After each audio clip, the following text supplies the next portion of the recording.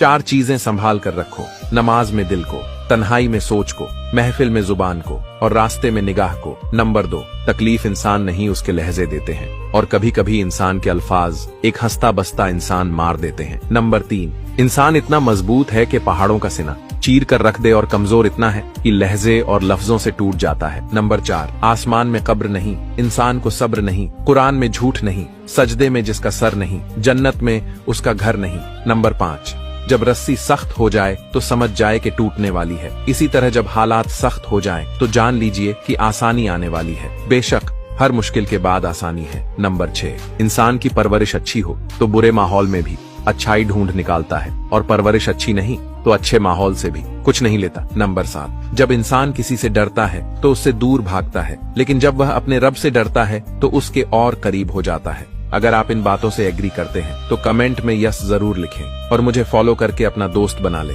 हमेशा सही राह दिखाऊंगा।